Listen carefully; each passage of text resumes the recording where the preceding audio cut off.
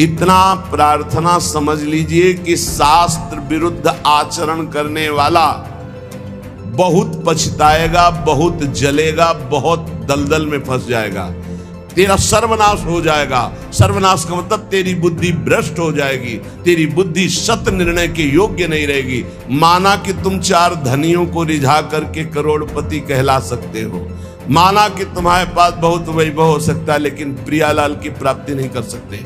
देख लेना, समय आने पर देख लेना, हमारे शब्दों को देख लेना कि आप ऐसे दलदल में फंसेंगे, आप ऐसी अशांति में फंसेंगे, आप ऐसे मोह राग में फंस जाएंगे जिससे प्रियालाल छूट जाएंगे। विषय चिंतन हुआ, खतरा मोल ले लिया। आप में चैतन्य शक्ति मेरे प्रभु की है, आपका शरीर रचा मेरे प्रभु का है, आपके पास जो भोग सामग्री वो प्रभु की द्वारा दी हुई, तो हम तुमसे मांगे या प्रभु से? राधा नाम का फल जब आएगा तो बताने लायक नहीं रहोगे, लेकिन जहां होगे वहां परम शांत, परम आनंद और दुख का लेस नहीं होगा। दरिया भी तेरी, लहर भी तेरी, नौका भी तेरी, खेने वाला भी तेरा, तब डूबने का भय कैसा? ये बहुत सौभाग्यशाली साधक पकड़ पाएंगे। नहीं, मनमानी साधना करने की बहुत, अब तो एकमात्र केवल राधा राधा राधा, पकड़ लो पकड़ लो, नहीं हवा ही है जा रही है। महापुरुषों ने 7 सूत्र बताए हैं। पहला है, ये सब में होना चाहिए, चाहे वो गृहस्थ हो चाहे विरक्त। भोगों में वैराग्य की स्थिति, अगर ये नहीं तो यहीं से सब फेल है। भोगों से वैराग्य, बहुत यही पहले ही सूत्र में सब ढेर हो जाते हैं। भक्ति, ज्ञान, अष्टांग योग, कर्म योग, जितने भी योग हैं ये सब वैराग्य की नींव पर टिके हुए हैं। अगर वैराग्य नहीं है, परम पूज्य श्री सद्गुरुदेव भगवान के साथ गिरिराज जी की परिक्रमा लगा रहे थे, जब पूज्य पंडित गया प्रसाद जी की समाधि आई, बोले आओ चलो बैठते हैं। हाँ बैठे। बोले जानते हो इनके हृदय में इस कोटि की स्थिति कैसे आई? जो 43-45 वर्ष की अवस्था में वैराग्य धारण कर रहे हैं और इस कोटि के महात्मा की सचल गिरिराज जी कहे गए, ऐसा जानते हो क्यों हुआ? कम समय में बहुत ऊंचाई प्राप्त की। बोले वैराग्य। गुरुदेव भगवान कहते वैराग्य, इस शब्द से तो अब तो किसी का परिचय ही नहीं लग रहा है। कोई बिरला वैराग्य शब्द से परिचय, नहीं तो वैराग्य का भी दिखावा, दंभ हो रहा है। शुद्ध वैराग्य, भगवत प्राप्ति के मार्ग के उपासक को शुद्ध वैराग्य। वैराग्य किसी भी वस्तु, व्यक्ति, स्थान में जो भोग्य वस्तु है, हमारे अंदर भोग वृत्ति ही ना रह जाए उसे वैराग्य कहते हैं। भोगने की इच्छा ही ना रह जाए उसे वैराग्य। और ये होता है निज सुख बिन मन होई की थीरा। जब निज सुख का अनुभव होने लगता है तो वैराग्य बड़ा दृढ़ होने लगता है। रसबल छूटे जो विषय तबही तो सुख होए। जब नाम का रस मिलने लगता है, प्रभु का आनंद मिलने लगता है, तो मन स्थिर होने लगता है। भोगों से राग रहित वृत्ति हो जाती है, घृणा लगने लगती उन भोगों से। जैसे वमन देख करके किसी की भी रुचि खाने की नहीं होगी, ऐसे उस वैराग्यवान की दृष्टि भगवान की समस्त माया भोगों से होती। रमा विलास राम अनुरागी, तजत बमन जिन बड़भागी। जो बड़भागी जन है वो बमन के समान भगवान की इस माया के विलास का त्याग कर देते। रमा विलास राम अनुरागी, तजत बमन जिम जन बड़भागी। वो जन, भगवत जन, बड़भागी जन हरि की माया के भोगों को ऐसे त्याग देते हैं जैसे वमन। और एक महामहिम बात कहेगी कि त्याग का उनको अभिमान नहीं होता, जैसे विष्ठा त्याग का किसी को अभिमान नहीं होता। मलवत त्याग, त्याग भी तो कैसा मलवत, जैसे कोई मल त्यागने के बाद कभी गर्व नहीं करता कि मैंने तो 500 ग्राम मल त्यागा। ऐसे ही समस्त मायाकृत भोगों का मलवत त्याग, कि उस त्याग का अभिमान नहीं। त्याग तो किया, पर त्याग के अभिमान का त्याग नहीं किया तो फिर लाभ नहीं मिलेगा। त्याग तो किया घर का, लेकिन घर के राग का त्याग नहीं किया, अभी त्याग का अभिमान बकाया है। वो भगवान जब कृपा करेंगे तब वो नष्ट होगा। जब तक वो नष्ट नहीं होगा तब तक अनुराग या भगवत मार्ग में आगे नहीं बढ़ सकते। तो वैराग्य, भोगों के प्रति स्वाभाविक आकर्षण रहता है। मना कष्टान इंद्रियाणि प्रकृति स्थान कर सती। बार बार इस विषय को समझो, यही मूल विषय। भगवत प्राप्ति कठिन है, यही विषय कठिन दिखाता है। अगर भोगों के राग का त्याग हो जाए तो भगवत प्राप्ति कठिन नहीं है, कठिन है भोगों के राग का त्याग करना। तो ये पहला सूत्र है, भोगों में वैराग्य की दृढ़ भावना होना। जो भोग भगवत विमुख करने वाला है उससे दृढ़ वैराग्य। इतना प्रार्थना समझ लीजिए कि शास्त्र विरुद्ध आचरण करने वाला बहुत पछताएगा, बहुत जलेगा, बहुत दलदल में फंस जाएगा। कभी शास्त्र की आज्ञा का उल्लंघन मत करो, कभी गुरुजन संत जनों की आज्ञा को हल्के में मत लो। अगर जिन्होंने हल्के में लिया वो फंस गए और परम पद से दूर हो गए। माना कि तुम 4 धनियों को रिझा करके करोड़पति कहला सकते हो, माना कि तुम्हारे पास बहुत वैभव हो सकता है, लेकिन प्रियालाल की प्राप्ति नहीं कर सकते। जो शास्त्र और संत और गुरुजनों के वचनों की अवहेलना करते, हल्के में लेते हैं, वो इस माया से पार नहीं। हल्के अरे तो बोलते रहते हैं और अपने मन की लगा के करते हो, जरूर फेल हो जाते हैं एक दिन।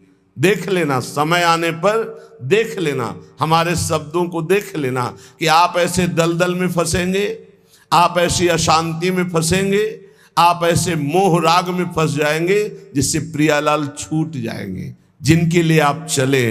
इसीलिए जानबूझकर सर्वस्व का त्याग किया जाता है प्रभु के लिए। अपने संपूर्ण ममत्व को, अपने संपूर्ण अहम को जब प्रभु के चरणों में समर्पित कर देते तब दृढ़ भक्ति होती है।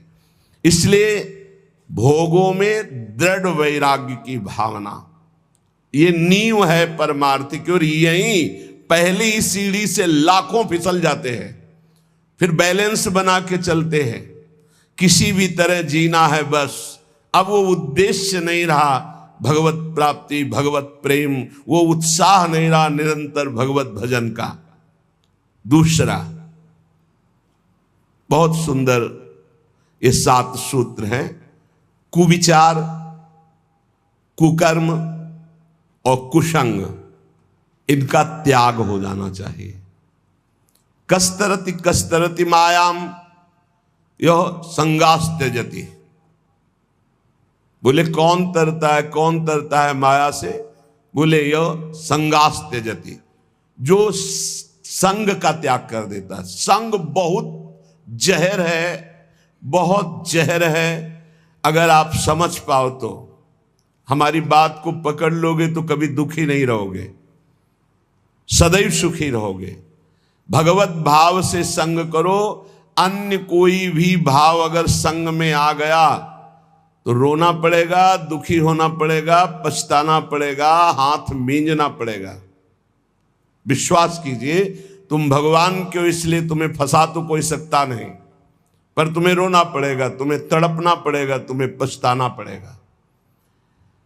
संगास त्यजति यो महानुभाव सेवते, जो भगवत विमुख का संग त्याग कर देता है, भगवत सन्मुख कराने वाले महापुरुषों का सेवन करता है। माया से मुक्त होने के लिए 2 बातें बहुत अनिवार्य है। यो महानुभाव सेवते, महापुरुषों का संग करता रहे, और यह संगास त्यजति, अन्य सब संगों का त्याग करता रहे। कुविचार, कुविचार कब हमारे अंदर आते हैं, अधिकार कब करते हैं? एक तो पूर्व कर्मों के अनुसार कुविचार होते हैं। जैसे बचपन से कुछ आदतें ऐसी गंदी होती हैं जिनको हमने कहीं सीखा नहीं, पढ़ा नहीं, दिखाया नहीं गया, सुनाया नहीं गया, पर वो अंदर से है। और वो भजन के द्वारा मिटती है, नहीं तो पूरे जीवन और अन्य जन्मों में भी बनी रहती है, क्योंकि पूर्व गलत किए हुए कर्म का संस्कार जीव के अंदर रहता है। दूसरा, इस जन्म का कुविचार होता है। पूर्व जन्म का कुविचार जब तक हम उसका क्रियात्मक रूप नहीं लेंगे तब तक उसमें दम नहीं है। पूर्व जन्म के द्वारा कुविचार ये होता है कि पूर्व जन्म के किए हुए कर्म का कुविचार जो होता है, हम इस समय बिल्कुल सही ढंग से चल रहे हैं, लेकिन हमारे अंदर वो आकर्षण हो रहा है, वो खान पान का, वो भोग का, वो नाना प्रकार की दुर्विचारों का, क्योंकि वो संस्कार हैं, उन्हीं को भजन के द्वारा नष्ट करते। दुर्वासना मम सदा परिकर्षयन्ति। और एक होता है इस जन्म का, ये बहुत खतरनाक होता है। पूर्व जन्म का तो मंद होता है, वो विचार आया और चला गया, अगर उसको पकड़कर क्रिया में उतार दिया तब तो संस्कार बहुत दृढ़ हो गया, अगर क्रिया नहीं उतारी तो वो आया कुविचार नष्ट हो जाएगा। अब जो इस जन्म का कुविचार, उससे बचने की बहुत जरूरत है। गंदा दृश्य देखा, जैसे शौभरी ऋषि ने कुविचार उदय हुआ, 50 राजकुमारियों से ब्याह किया। सुनना, देखना और बोलना, इन तीन का विचार पर बहुत प्रभाव पड़ता है। हम गंदी दृश्य देख रहे हैं, गंदे संग करके गंदी बातें सुन रहे हैं, गंदी बातें बोल रहे हैं, तो हमारे विचार गंदे ही होंगे पक्का, क्योंकि जो हम देखते हैं, सुनते हैं, बोलते हैं, वही हमारा मनन होता है, वही हमारा विचार बनता है। इस जन्म में कुविचार को रोक दो। पूर्व जन्म के संस्कार रूप कुविचार जो आता है, वो तटस्थ भूमिका रखी जाए, साक्षी भाव, वो अपने आप नष्ट हो जाएंगे, क्योंकि भजन चल रहा है। लेकिन इस जन्म का कुविचार ना होने पावे, कोई दृश्य देखकर मोबाइल आदि से, या प्राकृतिक दृश्यों को ऐसे जो हमारी भोग वासना को बढ़ाए, कोई ऐसी बात सुनकर या ऐसी चर्चा करके जो हमारे विचारों को मलिन कर दे, इस पर बहुत सावधान रहना चाहिए साधक को। तो दूसरा है कुविचार का त्याग और कुकर्म का त्याग। कर्म, सुकर्म और कुकर्म होते हैं। जैसे मति वैसे ही कर्म होते हैं। जहां सुमति होती है वहां सुकर्म होते हैं, और जहां कुमति होती है वहां कुविचार और कुकर्म होते हैं। कुमति किसे कहते हैं? जो शास्त्र संत भगवद विमुख मति है, वो कुमति है। और जहां कुमति तहां विपत्ति निदाना। जहां कुमति है वहां विपत्ति ही विपत्ति, पापाचरण का फल दुख, विपत्ति, संकट, चिंता, शोक, भय। और जहां सुमति तहां संपत्ति नाना। जहां सुमति होती है वहां सत्कर्म बनते हैं, और जहां शुभ कर्म सत्कर्म बनते हैं वहां सुख, शांति, बहुत विश्राम स्थिति, आनंदमय रहती है। तो कुकर्म ना होने पावे। शास्त्र विरुद्ध, गुरु आज्ञा के विरुद्ध, संत जनों की आज्ञा के विरुद्ध जो कर्म होते हैं उन्हें कुकर्म कहते हैं। बहुत तरह के होते हैं।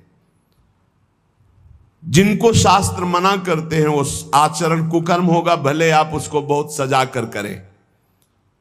और इसी में कुविचार, कुकर्म और कुसंग। कुसंग दो प्रकार का होता है, एक वृत्ति का होता है, एक व्यक्ति का होता है। व्यक्ति का कुसंग उतना हानिकारक नहीं हो सकता जितना वृत्ति का कुसंग होता है।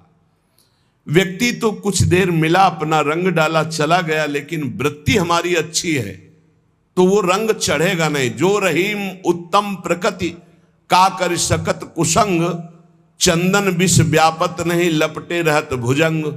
लेकिन जो वृत्ति का कुसंग है, अंदर जो हमारे गलत बात चल रही, गलत कामना चल रही, भोग भोगने की इच्छा का विचार चल रहा है, वो बहुत खतरनाक है। उपासक को अंदर की वृत्ति और बाहर के व्यक्ति, कुसंग हो रहा है बाहर से, इसकी पहचान हम कैसे जाने कि कुसंग हो रहा है?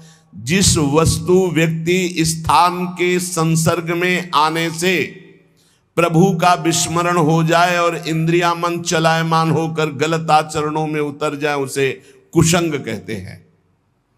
जिस वस्तु व्यक्ति स्थान के संसर्ग में आने से भगवत स्मृति जागृत हो जाए, भगवान के लिए हमारा हृदय व्याकुल हो जाए, उससे सत्संग कहते हैं।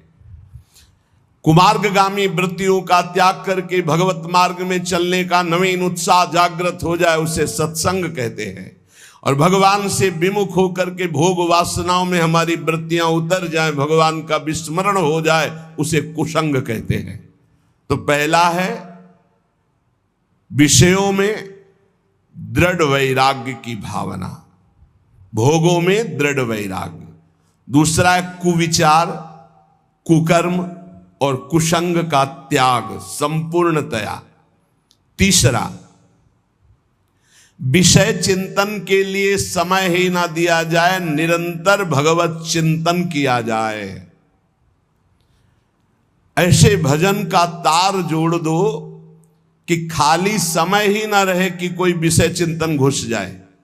ये वायरस है, वायरस पूरा डेटा उड़ा देगा तुम्हारे चिंतन का, तुम्हारी भक्ति का पूरा डेटा उड़ा देगा। ऐसा वायरस है कुचिंतन।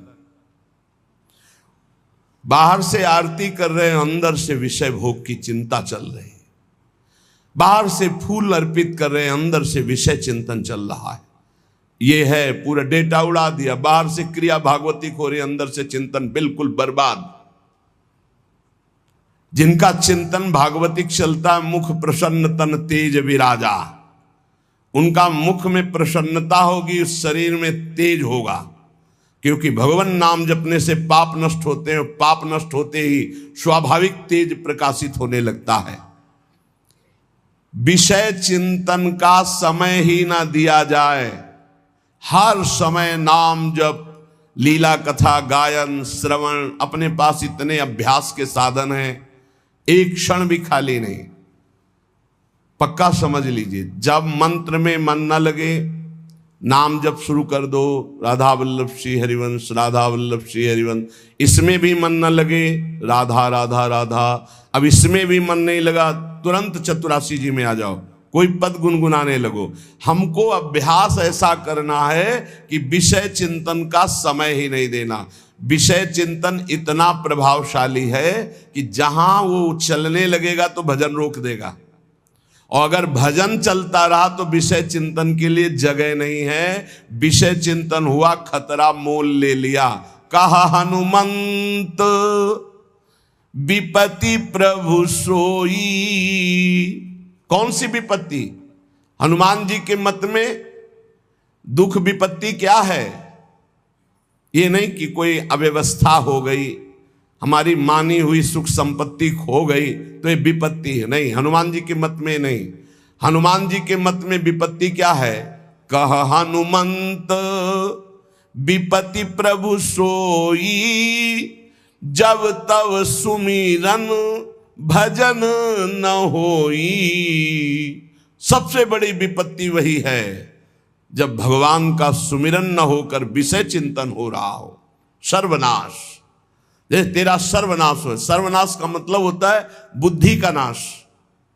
बुद्धि नाश ही सर्वनाश है। जहां भगवत स्मृति गई, स्मृति भ्रंशा बुद्धिनाशो, और बुद्धिनाशात प्रणश्यति, प्रणश्यति सर्वनाश हो गया। तेरा सर्वनाश हो जाएगा। सर्वनाश का मतलब तेरी बुद्धि भ्रष्ट हो जाएगी, तेरी बुद्धि सत्य निर्णय के योग्य नहीं रहेगी। यही सर्वनाश है। शास्त्रीय पद्धति में सर्वनाश का स्वरूप है बुद्धि का भगवान से विमुख होकर भ्रष्ट हो जाना।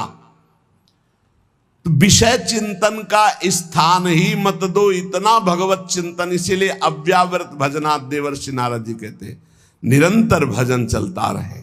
भजन के ये साधक कोई बिरला पकड़ पाता है। अंतर रहित निरंतर तैल धारावत भगवत चिंतन। श्वास श्वास में नाम, नाम में श्वास, दोनों एक हो जाए, एकम एक। श्वास ही नाम, नाम ही श्वासा, नाम श्वास को भेद मिटावे। एकम एक हो जाए, श्वास और नाम बिलग नहीं, नाम और श्वास बिलग नहीं। एकतार भगवत भजन चल रहा है। तीसरा, विषय चिंतन का स्थान ही ना दिया जाए, इतना भगवत चिंतन का अभ्यास तारतम्य बना ले। कभी सत्संग सुन रहे, कभी भगवत चर्चा कर रहे, कभी नाम जप कर रहे, कभी नाम कीर्तन कर रहे, कभी लीला गुण गायन, कभी प्रभु के रूप माधुरी के चिंतन में डूबे, कभी प्रभु की महिमा का स्मरण करके रोमांचित हो रहे। ऐसे एक तार चिंतन चलाया जाता है। चौथा, अपने इष्ट देव के नाम में अपार रति। अपने शब्द है, इष्ट देव तत्व रूप में सर्वत्र विराजमान है, पर अपने वो हैं जिनको गुरुदेव ने दिया है। जो गुरुदेव नाम देते हैं उसी नाम में रति करनी चाहिए। ये बहुत सौभाग्यशाली साधक पकड़ पाएंगे। नहीं, मनमानी साधना करने की बहुत अहम में प्रेरणा होती है, लेकिन गुरुदेव प्रदत्त साधना में, गुरुदेव प्रदत्त नाम वाणी में ये बहुत जोर की बात है। अपने इष्ट देव के नाम में अपार रति। अपार रति, जागृत स्वप्न सुषुप्ति स्फुरत में राधा पदाब्ज छटा। बस किशोरी जू के चरणारविंद की अद्भुत रति और नाम, अन्य नहीं, सब प्रभु के नाम। लेकिन हमको जो कुछ मिला, राधा राधा, किसी के प्रमाण देने की जरूरत। ये तो श्री जी सुनवा रहे हैं इसलिए बोल रहे हैं, बिल्कुल सत्य मानिए। ये प्रभु करवा रहे हैं इसलिए हो रहा है। मेरे प्रभु ही हैं, दूसरा कोई नहीं है। और उनको क्या समझाना, वो तो सर्वज्ञ सबके हृदय में बैठे हैं। आप जानो ना जानो, गुरु प्रसाद से इतना तो पता चली गया है कि इन सब मंदिरों में केवल भगवान ही बैठे हैं। चाहे वो जड़ मंदिर हो, चाहे चैतन्य मंदिर हो, एकमात्र प्रभु। तो अब वो आज्ञा किए हुए हैं, इसलिए चर्चा हो रही है। ये हमारा जीवन है, तुम बोलो ना बोलो, ये हमारा प्राणाधार है, हमारा सर्वस्व है। और जिन साधनाओं का तुम्हें परिचय नहीं, वो साधना करके हमको ये राधा नाम मिला है और तुमको फिर ही सुनने को मिल रहा है। इसलिए तुम्हें विश्वास पता नहीं कितना है। हमारा तो जीवन है, प्राण है, ना नर्क स्वर्ग अपवर्ग की कोई त्रास या चाह है। ये बस नाम न छूटे, जो गुरुदेव ने दिया ये नाम न छूटे। दाता राधा नाम, हितजू महाराज ने, गुरुदेव ने राधा नाम दिया, जो सिंहासन पे बिरा। सर्वस्व सब कुछ, अब नहीं, अब नहीं। वेदान्न पे संन्यस्त, अब न लोक का भय, न वेद का भय, न शास्त्र का। अब तो एकमात्र केवल राधा राधा राधा। पकड़ लो पकड़ लो, नहीं हवा आई है, जा रही है। क्या दे सकते हो? आपके पास है क्या? आप में चैतन्य शक्ति मेरे प्रभु की है, आपका शरीर रचा मेरे प्रभु का है, आपके पास जो भोग सामग्री वो प्रभु की द्वारा दी हुई। तो हम तुमसे मांगे या प्रभु से? हमारे तो सिर्फ आप हो।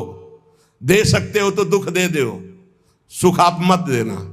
हाँ, बस इतनी जरूर बात है कि जो आपके द्वारा दी हुई निष्ठा है, जो आपके द्वारा दिया हुआ चिंतन है, इस पर बाधा न पड़े। ये आप कृपा करते रहो और दुख दो और दो, जितना दे सकते हो और देते रहो। क्योंकि हर दुख में आपकी शरणागति पुष्ट होती है, हर दुख में आपका चिंतन विशाल होता है, हर दुख में आपका सानिध्य अनुभव होता है। इसलिए हमें प्रभु की दो शक्तियां हैं, एक भक्ति और एक माया। आ जा इधर तो आनंद सिंधु में हिलोरे ले, और इधर जा तो माया के समुद्र में डूब, जहां काम क्रोध लोभ मोह मद मत्सर है। बुद्धि का खेल नहीं। अगर श्रद्धा रखते हो, भाव रखते हो, तो विश्वास करके मान लो, और ये जन्म निहाल ना हो जाए तो वृंदावन की भूमि से कहता हूं, देख लेना। परम पावन वृंदावन का कण कण राधा नाम की प्रीता प्रदान करता है। तुम क्या जानोगे राधा नाम को? इसीलिए जिनको ये श्रद्धा और विश्वास है, और जिन्होंने वर्ण किया है श्री राधा किशोरी के चरणारविंद को कि हमारे गुरु के चरणारविंद हैं, तो अपने आराध्य देव के नाम में अपार रति। बस राधा राधा राधा। वेद भगवान की श्वासों से प्रकट हुए, किसी की लिखा पढ़ी नहीं है। वही भगवान अपनी जिह्वा से राधा राधा रटते हैं। तुम्हें देखना है तो वृंदावन की रज का सेवन करो, यमुना रस रानी का अवगाहन करो, यहाँ की लताओं का आलिंगन करो, यहाँ के रसिकों का संग करो। तुम देख लोगे श्री कृष्ण कैसे अशुभ प्रवाह करते हुए राधा राधा रटते हैं। वो राधा नाम हम यश गान करते हैं। और जिन जिन को विश्वास हो गया है तो देख लो, आप जो दुख आवे उसको सहज में भोगते हुए आगे बढ़ो। इस राधा नाम का फल जब आएगा तो बताने लायक नहीं रहोगे, लेकिन जहां होगे वहां परम शांत, परम आनंद और दुख का लेस नहीं होगा, विश्वास कर लीजिए। पांचवा, अपने इष्ट के गुणगान में, अपने इष्ट की महिमा में, अपने इष्ट के पावन चरित्रों में दृढ़ आसक्ति हो जानी चाहिए। जहां हमें प्रिया प्रीतम की बात सुनने को मिले, जहां हमें इष्ट के सिद्धांत, इष्ट के सेवा पद्धति, वही हमारे कान लगने चाहिए। ऐसा सत्संगी इस रस का रसास्वादन नहीं कर सकता कि जहां मन आया वहां सुन रहे हैं, जो मन आया सुन रहे हैं। हमें जब दिल्ली जाना नहीं तो हमें किलोमीटर गिन के क्या करना है, हमें बिहारी जो जाना है, हमें राधा वल्लभ